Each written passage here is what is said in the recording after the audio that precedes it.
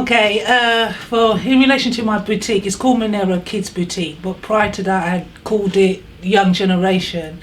I started really from a car boot sale, just doing sort of like hair accessories. And then I used to tell my dad, oh Dad, I can't believe it that how people are actually like paying for something a bit of like elastic, and I just put like ribbons together. So that's how I started selling from my car boot sale, and then from there I started to go like into pop-up shops, and that's where I had like some of my creations in relation to hair accessories like for girls, and then from there I just started to get like other stuff in from other suppliers, and that's how I sort of started. But I did call it like Young Generation, but then I changed it. So I thought, no, I'm going to call it Monero because it's make it more personal, and I found that so much better. Doing that way.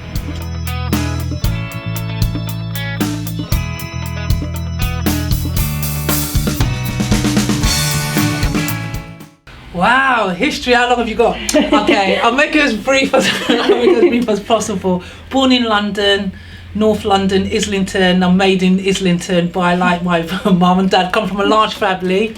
There's 7 of us, and what they call in the Caribbean family like the baby of the family. So I'm the last one. So I'm the baby of the family. Everyone should be looking after me, which they don't, but it's okay.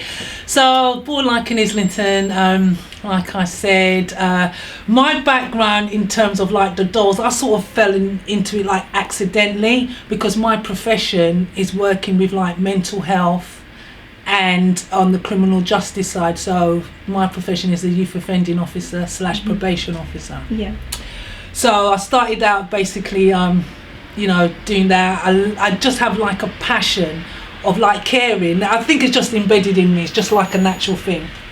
And went into that, did my degree, did my master's in criminology, which I loved and everything. But then coming into like the dolls, growing up as a black woman, as you can see, there was not any of these black dolls around. I grew up on Cindy. Now Cindy was a white doll, blonde hair, blue eyes. I wanted to be her, but I couldn't be her because I'm black, she's got blonde hair, blue eyes. I'm totally opposite.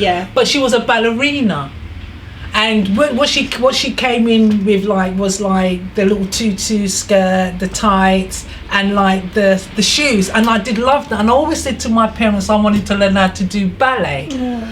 And that's like how it was. So I started to do like a little bit of dance and stuff like that, and then like from there it just sort of like faded away. I always had like a little Cindy, and then that was it. No black dolls growing up in like my area at all. I won't tell you how old I am. Mature woman. But growing up, didn't have no black dolls at all. But these dolls that I produce and I make like the clothes from, they have like a story behind it. Because there's 8 of them, but I'm only pushing 3 at the moment. Now these dolls are, I don't know if you'd have to say, because these dolls are like the women that's been in my life, that's inspired me, guided me, and given me support, really. But I'm doing it through the eyes of the dolls. So say like, for example, this young little dolly here, her name is Honey. Now she represents like one of my friends who I've known for a little while now, and she just represents like strength and everything and wisdom, and she's given me like a lot of advice. So I thought, well, I'll name like her Honey because she's such a sweet person.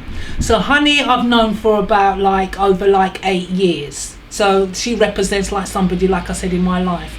Now the middle one here, her name's Ellie, short for Elizabeth. She's like Mother Nature to me. I won't go any like deeper. So she represents like my mum, basically, to say, because my mum is very, very fair, even though like in my household that my tone is dark, but it's not that dark, but compared to the rest of my family I am a darker shade, because all my family is like this colour tone, like what we call in the Caribbean light skin, red skin, kind of like tone. So that's Ellie. And this final one represents me, Harley D. Now I've named her Harley D because people don't really know I've got a passion for motorbikes, and I love Harley Davidson's motorbike. Oh my days, I love it. And it's just like a little, oh my God, you know, like you've got a passion, and it's like your sort of like secret kind of thing. So nobody even really knows that. This is the first time I'm even talking about me mentioning about like motorbikes. So like I said, there's like 8 dolls, and including like me, and I've put myself in it because she's got long hair, and I've got long hair, but which is a weave, it's extensions that's like obviously like joined on, but my hair is natural underneath, so my hair's like this. Okay. So I've got like natural hair, and that's what represents like my dolls. And like I said, there's 8 of them, and out of the 8 there's 2 guys. Okay. And they haven't come through yet. I made up a little story that they're away at the moment, but they will be coming through hopefully either like the end of this year or 2019. Now I'm playing like with the names Rocco and Ace. And the name Rocco. The 2 guys, one is my dad, represents my dad, and one represents my older brother. Right.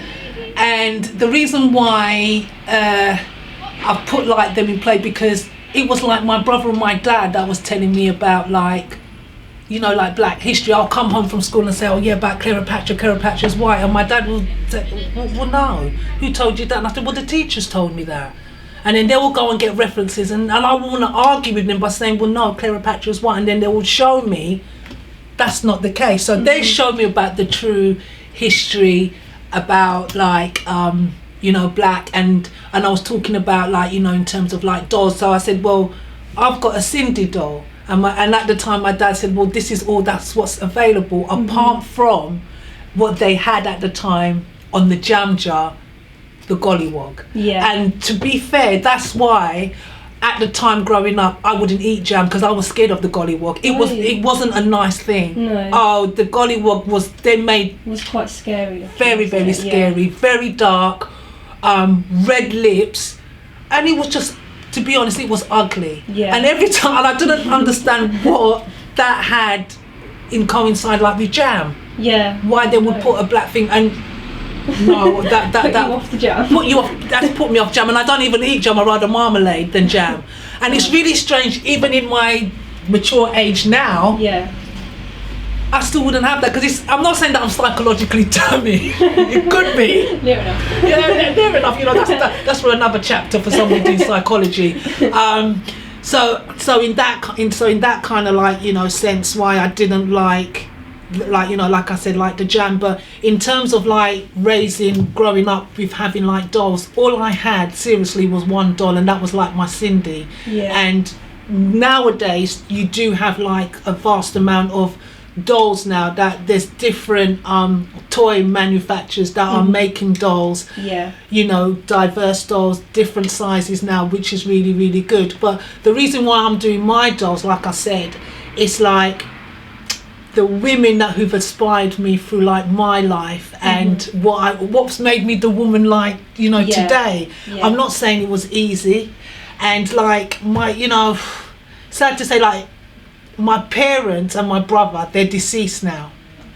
So you're almost bringing them back through the dolls in a way. Exactly. Like keeping them living. Exactly. Keeping like the memory their alive and stuff. Absolutely. So, you know, like when some people will go through therapy for, you know, certain things, these dolls are my therapy.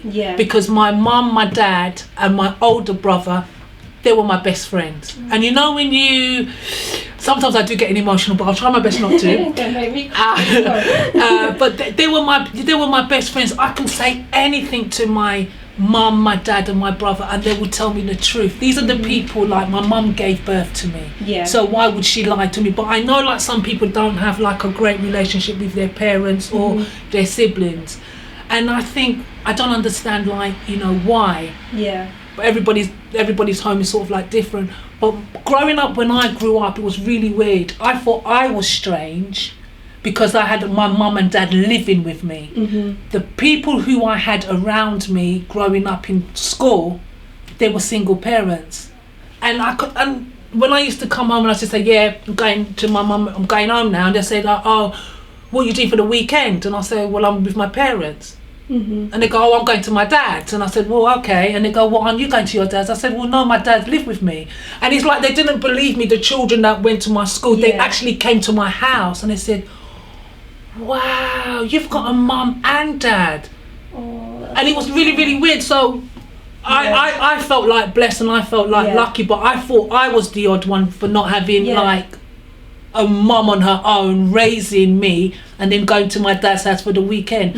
And then my dad used to say that, well, obviously that you are lucky and, you know, and stuff like that. You don't take things for granted and stuff like that. Always be grateful. So my dolls are like the dolls with gratitude. So I'm grateful for anything.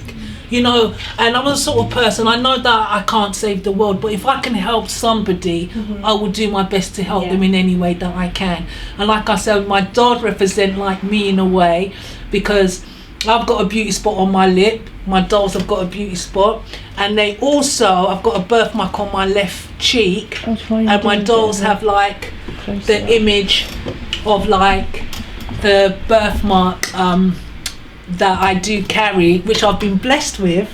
The only thing is that they don't have dimples like me, but I'm working on that. Because my dad always said that I'm special because me and my older brother, we've got dimples and we've been kissed by angels. And the rest of my siblings haven't got them. So we are special. So yeah, we're special in terms of that.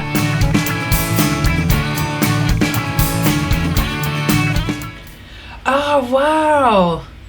Here I would say, well, it's a mixture, but I get, you know, it's really strange, I get quite a lot of dads. Really? I do get quite a lot of dads that come in and, you know, they'll either like drive by and then they'll come back again and they'll say, oh, I did pass here like the other day and I did see something like in the window and I'm really intrigued about it. And I think also because I'm opposite like a DIY shop. Yeah.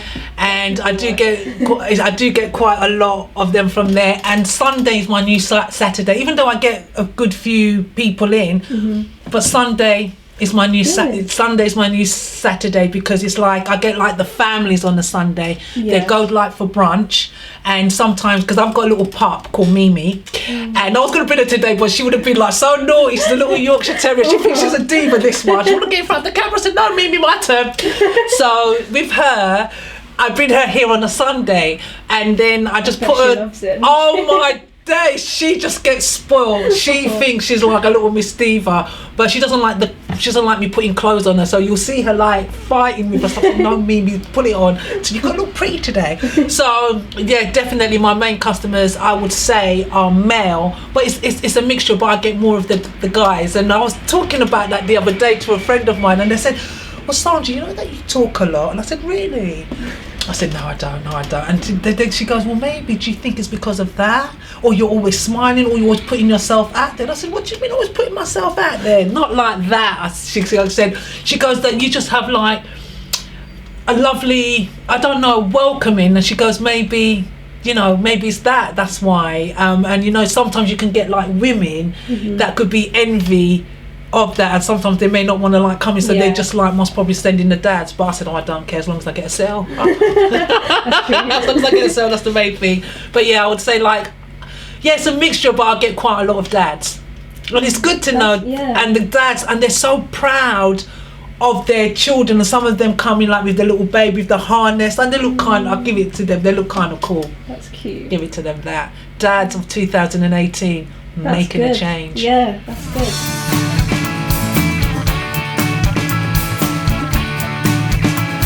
Oh, Barbie's, oh no, it's similar to Cindy, isn't it? Yeah, but Barbie's been around like a long time, hasn't she? So I think she came like in the 50s, just before like the 60s, 1958, 59.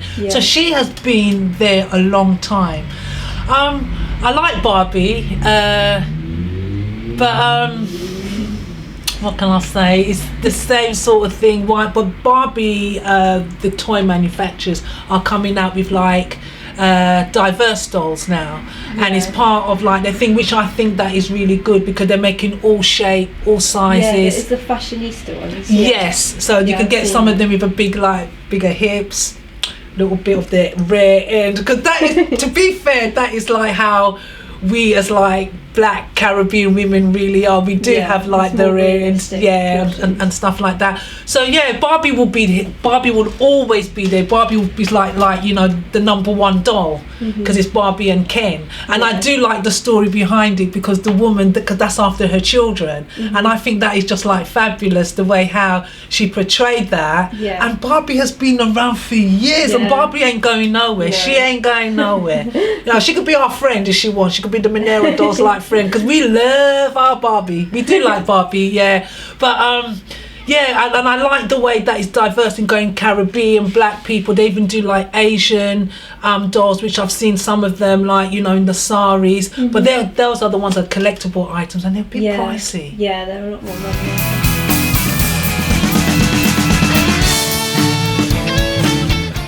They come from like all over. Well, you know, the number one comes from like China. I get like, that's where I get like my dolls from. I'm hoping to have them like made here, because I found out like certain manufacturers over here, because I'd rather have my dolls made in London. Like, you know, it's more like, what's the word? You know, like a local business. Exactly, you know, made in London, made like, you know, because my area that I come from is North London, Stoke. I'm from Hackney, Stoke, Newington girl, even though I was made in Islington, you know, and it would be nice to have the dolls made in London. The clothes are made in London. The owner herself was born in like London, so it would be nice to have like all the dolls. Branding of it. Absolutely, and that is what I'm working on like now. So everything will be like, you know, made in London, and inspired by like, you know, individuals that are out there. But you know, like I said, you know, the women that's inspired me. Even though like at the time, you know, when you're young, you think you know everything, and you may have taken their advice, maybe not, but then you think, damn, Mum was right. And you know, sometimes as a child you don't want them to be right, but you know, 9 times out of 10 your mum is right. She knows best, and they do know best. That's why they're mums. I said, that's why you're a mum.